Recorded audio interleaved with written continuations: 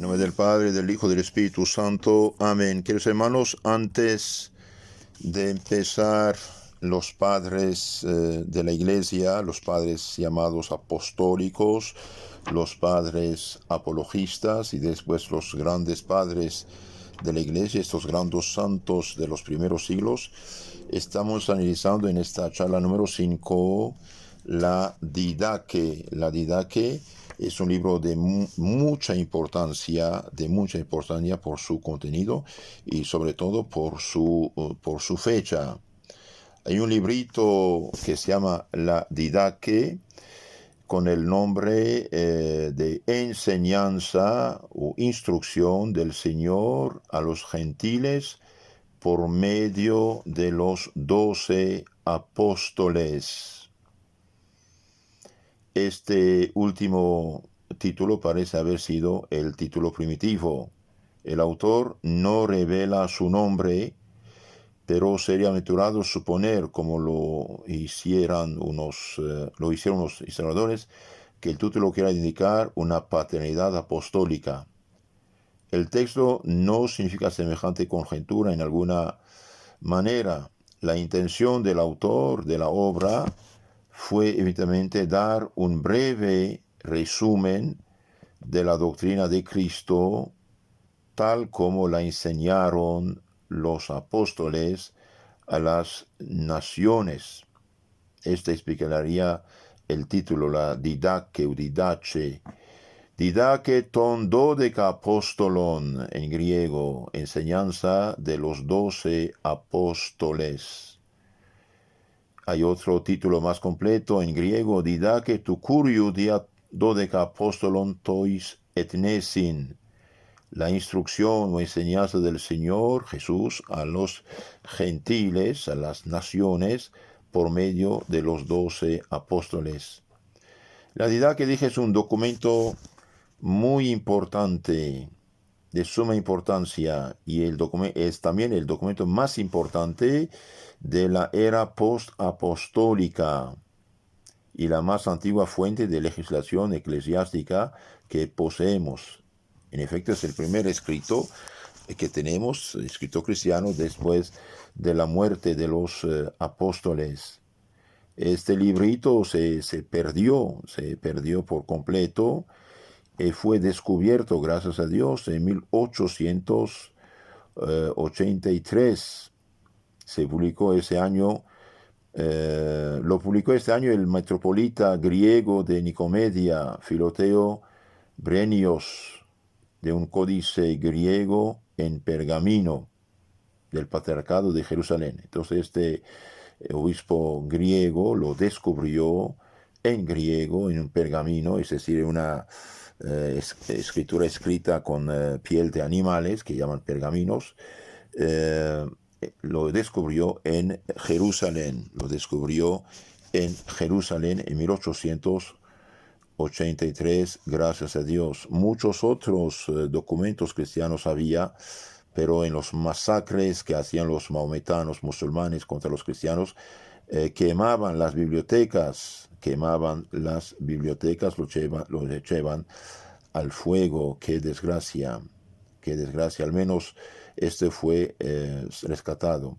Desde entonces, y gracias a ese documento, se han dilatado y profundizado de manera sorprendente nuestros conocimientos sobre los orígenes de la Iglesia.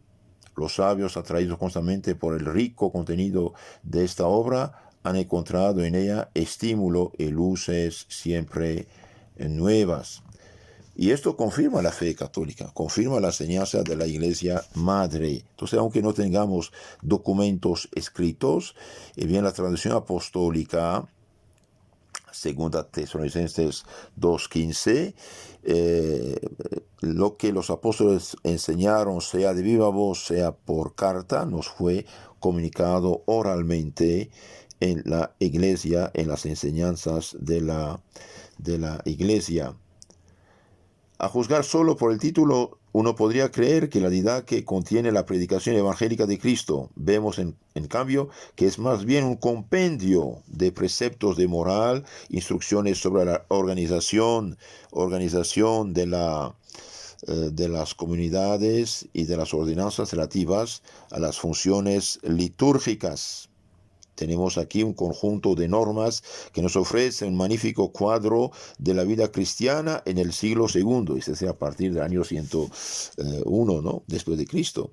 Esta obra viene a ser, de hecho, el código eclesiástico más antiguo, prototipo venerable de todas las colecciones posteriores de constituciones o cánones apostólicos con que empezó el derecho canónico de la Iglesia, sea en Oriente, sea en Occidente. ¿Y qué contiene? ¿Cuál es el contenido de este librito? El tratado está dividido en 16 capítulos, en los cuales se pueden distinguir claramente dos partes principales. La primera, capítulo 1 a 10, presenta unas instrucciones litúrgicas. La segunda parte, capítulo 11 a 15, comprende normas disciplinares. La obra concluye con el capítulo sobre la parusía, la venida, regreso del Señor, y sobre los deberes cristianos que se deducen de la misma. La primera sección, capítulo 1 a 6 de la parte litúrgica, contiene directivas sobre la manera de instruir a los catecúmenos. Los catecúmenos son los creyentes que se preparan al bautismo, que vienen en general del paganismo. Los catecúmenos de hoy es otra cosa. La forma en que están redactadas estas instrucciones es muy interesante. Las reglas de moral son presentadas bajo la imagen de los dos caminos, el del bien y el del mal. El texto empieza así: dos caminos hay, uno de la vida y otro de la muerte, muerte espiritual. Pero grande es la diferencia que hay entre estos caminos. Ahora bien, el camino de la vida es este. En primer lugar, amarás a Dios que te ha creado. En segundo lugar, a tu prójimo como a ti mismo. Y todo aquello que no quieras que se haga contigo, no lo hagas tú tampoco a los otros. Concretamente es el Evangelio resumido. Hay salvación, hay condenación. Y bien, el que quiere salvarse debe amar a Dios que nos ha creado y amar a su prójimo como a sí mismo, por amor a Dios. Y no hacer al prójimo lo que uno no quiere que lo hagan contra uno mismo. Esto es el inicio de esta didaque. La descripción del camino de la muerte nos lleva al capítulo 5, mas el camino de la muerte es este: ante todo es camino malo y lleno de maldición, muertes, adulterios, codicias, fornicaciones, robos, idolatrías, magías, hechicerías, rapiñas, falsos testimonios, hipocresías, doblez de corazón, engaño, soberbia, maldad, arrogancia, avaricia, deshonestidad en hablar, celos, temeridad, altanería, jactancia. Este es el camino de la muerte, que los hermanos tenemos que examinarnos sobre todo esto. Entonces el camino de la muerte, bien, muertes, asesinados, adulterios. Todo adúltero será juzgado por Dios, que es un pecado excepcionalmente grave y que excluye del paraíso. Tenedlo por dicho y entendido, dice San Pablo, Efesios 5:5, que ningún adúltero, ningún fornicario, ningún avaro irá al cielo si no se convierte. Codicias, fornicaciones. Hoy la fornicación es algo muy normal y corriente debido a que estamos en una sociedad decadente y una iglesia calladita que ya no enseña siempre. Bueno, hay buenas excepciones, pero en general no se enseña la moral cristiana como debe enseñarse. Todos, por ejemplo, los que viven en unión libre están en fornicación. Todos los disquenovios que se comportan como no deben, bien, son fornicación. El robo, robar es pecado, pero también todos estos usureros, banqueros, estos bancos que quitan la casa ajena, que cargan. Hace poco supe que cobraban el 20% al mes unos usureros. Eso es robo puro, es robo puro. Por eso no se pongan, queridos hermanos, en manos de esos usureros. Mejor vivir pobremente que tomar dinero, gastarlo y después pagar y pagar y pagar y pagar. Pagar 20%, 20% al mes. Es una locura, es una locura. No hacerse esclavo de esto, cuidados a los robos. No desgastar, no despilfarrar, no tener, si usted gana 1,000 pesos, $150 al mes, por ejemplo, es una locura que usted pague, no sé, 300, 400 quetzales o pesos, póngale unos $50 de celular. ¿Y para qué? ¿Para qué tenga un frijolito si necesario? Ni eso. Uno gasta lo tonto, lo que no tiene, y después queda bloqueado en su vida, ¿no? También idolatrías, magías, hechicerías, son pecados graves. Magías, todo lo que es horóscopos, todo lo que es curanderos, todo lo que es brujos, todo lo que es astrólogos, todo lo que reiki, yoga, todas esas cosas entran, tocan a estas cosas, es pecado grave. Rapiñas, falsos testimonios, hipocresías, doblez de corazón, engaño, soberbio, maldad, arrogancia, avaricia. Queridos hermanos, la avaricia es una idolatría. Uno tiene que ser generoso con los pobres, con las viudas, con los huérfanos, con los religiosos, las religiosas, los conventos. Sí, es importante dar limosna. Sin limosna no hay salvación.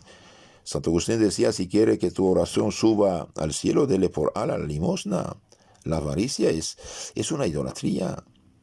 Si usted tiene 10 camisas, tiene 10 pares de zapatos, aunque des todavía 3, todavía tiene uno por cada día. Yo aconsejo dar un verdadero diezmo debido a la situación actual de pobreza y esta peste del coronavirus que privó mucha gente de su trabajo. Queridos hermanos, si uno tiene 10 pesos, $10, 10 quetzales, no sé si da uno, no le afecta demasiado. Si tiene 1,000, da 100, no le afecta. Si tiene 10,000, da 1,000, no le afecta realmente. Sí apriete un poquito, pero vivamos económicamente, pobremente, por amor a Dios. Cuidado a la avaricia. Deshonestidad en el hablar. Los que son deshonestos en el hablar pecan también. Celos. Cuidado, hombres, mujeres que tienen celo, o cuando hay pruebas realmente reales, pues es otra cosa, pero cuando uno no tiene ninguna prueba, tiene celos, ahí es una enfermedad. El diablo va a destruir tu familia. Temeridad, altanería, jactancia. Este recurso de los dos caminos que se utiliza aquí como método básico para la formación de los catecúmenos, de los que se preparan el bautismo, lleva el sello de una concepción griega conocida desde antaño. Se utilizaba en las sinagogas helenísticas para instruir a los prosélitas, es decir, los judíos dispersos en el Imperio Romano, cuando recibían paganos para hacer los judíos creer en el Dios, la vida del Antiguo Testamento, y bien les enseñaban esas cosas. Son muy importantes para la historia de la liturgia los capítulos 7, 10 de este librito. En primer lugar, se dan normas para la administración del bautismo, por ejemplo. Acerca del bautismo, dice la didaque, bautizad de esta manera. Dichas con anterioridad todas estas cosas, bautizad en el nombre del Padre, del Hijo y del Espíritu Santo, en agua viva. Si no tiene agua viva, bautice con otra agua. Si no puedes hacerlo con agua fría, hazlo con agua caliente. Si no tuvieras una ni otra, derrama agua en la cabeza 3 veces, en nombre del Padre, del Hijo y del Espíritu Santo. Entonces aquí desde el inicio, bien, este librito es después del año 101, para decir que es el siglo segundo, ¿no? Los apóstoles acaban de morir, el último murió en el año 95. Y bien, ¿cómo se bautiza? Se bautiza en el agua, en nombre del Padre, del Hijo y del Espíritu Santo. Entonces se puede bautizar en el río, se puede bautizar en agua viva, se puede bautizar agua fría o caliente, y si no, debe derramar 3 veces agua sobre la cabeza de la persona diciendo, te bautizo, yo te bautizo en nombre del Padre, del Hijo y del Espíritu Santo. De hecho, la Santa Sede acaba de condenar los que ahora querían decir, te bautizamos, sacerdote, padre, abuelo, madrina, padrino, te bautizamos nosotros, te bautizamos. No, y yo te bautizo en nombre del Padre, del Hijo y del Espíritu Santo, y punto, no de otra manera. Y tiene que ser agua. y no otra cosa. Por desgracia, hoy los testigos de Jehová, los mormones, ya no creen en el bautismo cristiano auténtico católico, por eso no vale lo que hacen. También muchas sectas actuales, llamadas pentecostales, evangélicas, disque cristianas, que no creen el pecado original, y bien no vale su bautismo. El bautismo vale en la medida que el que bautiza cree hacer lo que hace la iglesia, lo que siempre la iglesia hizo, es decir, borrar el pecado original y hacerlo hijo de Dios. Bien, si no creen el pecado original, no hay bautismo, por desgracia. Entonces muchos de estos pobrecitos que están en las sectas, bien, no están bautizados aunque bauticen. ¿Por qué? Porque el bautismo es uno, no hay bautismos, hay uno. El bautismo que la Iglesia Católica recibió de los apóstoles y punto. En la medida que una persona cree el bautismo tal cual la Iglesia siempre ha creído, vale su bautismo aunque bautice una secta. Pero si no cree en lo que hace la Iglesia, no vale su bautismo. Entonces las sectas actuales, bien, no bautizan válidamente. La Iglesia Católica reconoce el bautismo de los cristianos orientales que dicen ortodoxos, también los primeros protestantes, luteranos, anglicanos, calvinistas, y las demás sectas, por desgracia, actualmente ya no. ¿Por qué? Porque no ellos, siendo un subproducto del protestantismo, ya no creen el bautismo cristiano. Entonces debe bautizarse en nombre del Padre, del Hijo y del Espíritu Santo. Los católicos que pasan las sectas protestantes y se hacen disque bautizar por segunda vez, bien pecan gravemente, hacen un pecado mortal. ¿Por qué? Porque el bautismo es uno. El bautismo simboliza muerte, resurrección de Cristo, sepultura y resurrección. Y bien, no puede bautizar dos veces. Una persona bautizada está sellada por el Espíritu Santo y nunca puede volver a bautizar segunda vez. Si lo hacen, pecan mortalmente. Según este pasaje, el bautismo de inmersión en agua corriente, es decir, en ríos o manantiales, era la forma más ordinaria de administrar el sacramento al inicio, cuando se podía. Se autorizaba el bautismo por infusión en caso de necesidad. Esta es la única referencia de los siglos primero y segundo acerca del bautismo por infusión. Cuando todo el mundo fue bautizado, los niños que nacían, entonces lo bautizaron porque derramando sobre su cabeza 3 veces el agua, diciendo: yo te bautizo en nombre del Padre, del Hijo y del Espíritu Santo. La didaquia contiene además un precepto explícito ordenando el ayuno. Tanto el candidato como el ministro del bautismo estaban obligados a ayunar antes de la administración del bautismo como sacramento. Claro, aquí se habla de los adultos que vienen del paganismo, después de una seria formación cristiana, entrega del credo, del símbolo de los apóstoles, y bien ayunaban y después recibían el bautismo. Ahora un adulto que se bautisma recibe el perdón de todos sus pecados, Se manda ayunar también los miércoles y viernes, costumbre que iba directamente contra la práctica judía, ya que ésta guardaba lunes y jueves como días tradicionales de ayuno. Entonces, miércoles y viernes. Miércoles en recuerdo de la traición de Judá, para reparar esta fechoría de Judá, y viernes porque Cristo murió el viernes. Esto acerca del bautismo. ¿Qué dice acerca de la oración y la liturgia? Bien, la didaje nos dice cosas interesantes. La recitación de la oración dominical 3 veces al día es obligatoria para todos los fieles. Entonces, en esa época, todos los fieles rezaban 3 veces al día el Padre Nuestro, la oración por excelencia. Y no, como decía un pobre protestante, una oración entre otras. No, señores. Hoy los católicos están imitando a los protestantes, inventando oraciones de su cosecha. No está mal en sí, pero si dejan el Padre Nuestro, el Ave María, que son oraciones bíblicas, evangélicas, bien están muy equivocados, porque es oración del Señor. Los capítulos 9 y 10 de la didaquia tienen importancia para la liturgia, historia de la liturgia, puesto que contienen las preces eucarísticas más antiguas que poseemos. Dice: respecto a la acción de gracias, daréis gracias de esta manera, primeramente sobre el cáliz. Te damos gracias, Padre Santo, por la santa viña de David, tu siervo, la que nos diste a conocer por medio de Jesús, tu siervo. A ti sea la gloria por los siglos. Luego, sobre el fragmento, te damos gracias, Padre nuestro, por la vida y conocimiento que nos manifestaste por medio de Jesús, tu siervo. Jesús, siervo, encendido en cuanto hombre. A ti sea la gloria por los siglos. Como este fragmento estaba disperso sobre los montes, reunido se hizo uno, así sea reunida tu iglesia de los confines de la tierra en tu reino. Entonces aquí pide unión de los fieles cristianos, no división, no fragmentación, no sectas. Como este fragmento estaba disperso sobre los montes y reunido se hizo uno, así sea reunida tu iglesia de los confines de la tierra en tu reino, porque tuya es la gloria y el poder por Jesucristo eternamente.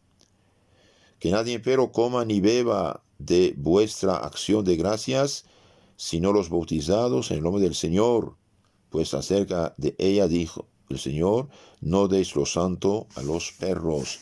Entonces no daban, no podían dar y no se puede dar hoy la comunión sino a los bautizados. Y a los bautizados que están en la iglesia madre, en la iglesia católica. Un protestante, por desgracia, ya no es cristiano de veras. Está equivocado, está engañado, sigue una fe humana. Entonces no puede dar la comunión a los no católicos.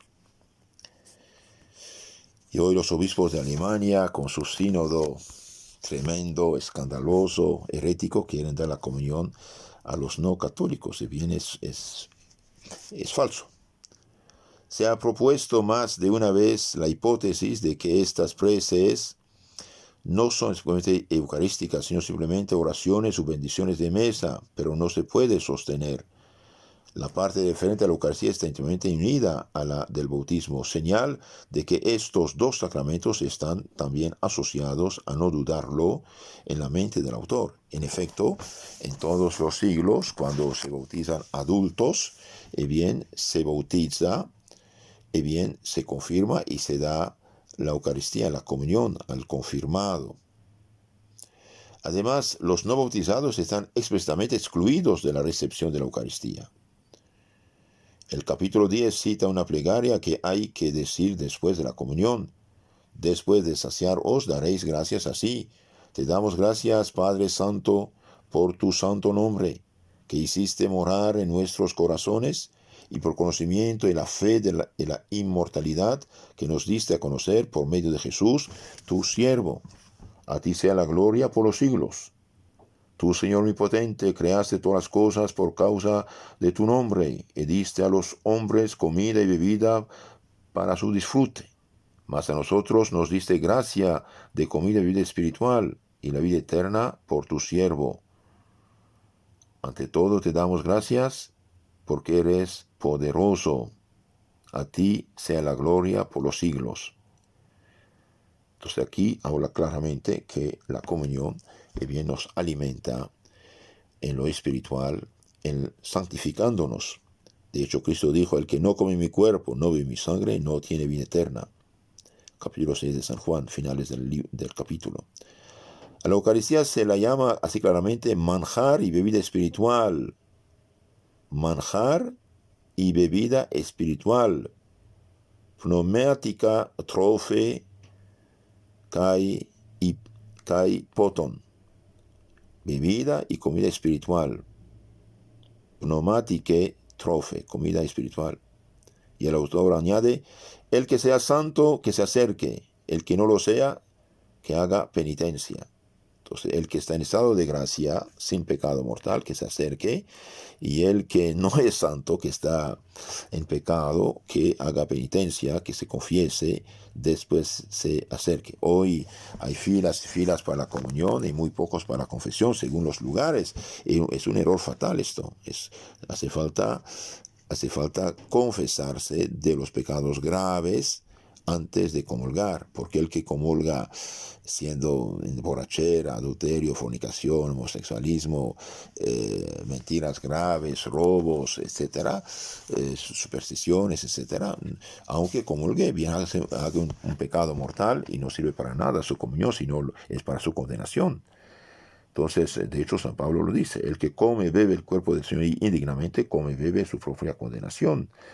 Es muy importante esto. También dice, la didaque dice: reunidos cada día del Señor, el domingo, romped el pan y dad gracias después de haber confesado vuestros pecados, a fin de que vuestro sacrificio sea puro. Todo aquel empero que tenga contienda con su compañero, no se junte con vosotros hasta tanto no sea reconciliado, a fin de que no se profane vuestro sacrificio.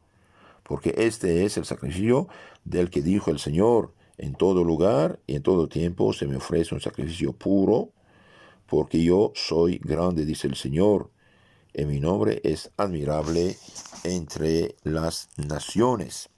La referencia concreta a la Eucaristía como sacrificio, tusía en griego, y la alusión a Malaquías, profeta, son muy significativas aquí. Entonces, desde el inicio, los cristianos ofrecen el sacrificio de la misa, pero también pide que se reconcilien con sus hermanos antes de ir al sacrificio. Entonces, el que va a misa y guarda rencor, tiene que pedir perdón al Señor, tiene que reconciliarse, tiene que perdonar. Y el que está en pecado no puede comulgar, no puede comulgar. De hecho, acá se dice: romped el pan y dad gracias después de haber confesado vuestros pecados. Entonces, el que comulga en pecado hace un sacrilegio gravísimo. Tenemos también dos palabras acerca de esto, acerca de la confesión. No menos interesante es la insistencia sobre la confesión antes de recibir la Eucaristía. La confesión de los pecados de la que nos ocupamos ahora es probablemente una confesión litúrgica muy parecida a nuestro confiteor, que viene, yo pecador, que viene de ahí, de hecho. De modo parecido, el capítulo 4:14 exige la confesión de los pecados antes de la oración en la iglesia. En la reunión de los fieles confesarás tus pecados y no te acercarás a la oración con mala conciencia. Sí, con mala conciencia. Ahora, el que está en pecado mortal y va a la misa, tiene que pedir al Señor misericordia, gracia y valor para confesarse como Dios manda y ponerse en paz consigo mismo, con Dios y con su prójimo. Los que pretenden confesarse directamente con Dios sin pasar por el sacramento instituido por Cristo mismo, desobedecen a Cristo. Cristo dijo: reciben el Espíritu Santo. A quienes pero los pecados quedan perdonados y a quienes tienen quedan retenidos. Entonces, los que hoy, todas esas sectas protestantes que pretenden confesarse sin sacerdote, bien están totalmente equivocados, desobedecen a Cristo, que dijo: reciben el Espíritu Santo. A quienes perdonan los pecados quedan perdonados, a quienes tienen quedan retenidos. San Juan 20:23. Entonces, queridos hermanos, este librito llamado Didaque, enseñanza de los 12 de nuestro Señor Jesucristo mediante los 12 apóstoles, es algo muy interesante, nos da realmente mucha luz sobre lo que hacían, creían, y los primeros cristianos, los sacramentos. Aquí vemos la Eucaristía, vemos el bautismo, vemos la confesión de los pecados. Todo no está escrito, pero no es necesario. ¿Por qué? Porque la iglesia es algo vivo y todo no está escrito en ningún lugar. También rechaza todos los pecados, de magia, hechicería, rapiña, falso testimonio, hipocresía, soberbia, maldad, adulterio, fornicación. Todo eso lo rechaza. Ni siquiera habla del otro pecado, hoy muy escandaloso y corriente, de Sodoma y Gomorra. ¿Por qué? Porque entre cristianos esto ni debe nombrarse, dice el apóstol. Esta es la primera charla de este librito, la Didaque. En la segunda futura charla hablaremos de la jerarquía sagrada, de la caridad y asistencia social, de la eclesiología, de la escatología, lo que pasa al final del mundo, y después hablaremos de la época de la redacción de este librito y transmisión del texto. Todo esto lo saqué del libro que se llama Patrología, tomo 1, del padre Johannes Quasten. Quasten se escribe Quasten.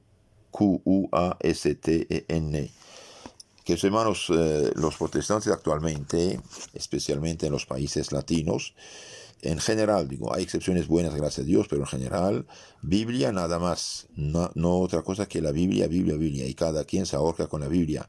Pero cuando un pastor protestante, cuando un protestante honesto, de buena fe, que ama al Señor y que quiere hacer su voluntad, lee esta literatura cristiana de los primeros siglos y la historia de la Iglesia, se da cuenta que su secta protestante no vale nada, es una herejía, un cisma, es un pecado gravísimo contra la voluntad de Cristo y de Dios, que quiere unidad y no división, fragmentación. Entonces nadie tiene derecho a tomar una Biblia, fundar su secta y engañar a los católicos. Y los católicos ingenuos de hoy que van a sectas están muy equivocados. Y también los sacerdotes, obispos, que ingenuos, irresponsables de este ecumenismo ingenuo y irresponsable, que dicen todos hermanos, no hay problema, con tal que crean Dios no hay problema, están totalmente equivocados y son injustos con los mismos cristianos de todos los siglos, son injustos con los mismos protestantes. ¿Por qué? Y bien porque los privan de la fe verdadera, pierden la fe divina y católica y bien siguen una fe inventada, humana, creen, seleccionan lo que quieren en la Biblia y rechazan lo que quieren. Eso no es ser cristiano. Es una herejía muy grave. Cristo dijo, el que no come mi cuerpo y no bebe mi sangre, no tiene la vida eterna. Y esto es algo muy serio. El que no come mi cuerpo y no bebe mi sangre, no tiene la vida eterna. Decir que los protestantes andan bien donde están, y bien es contradecir 20 siglos de cristianismo.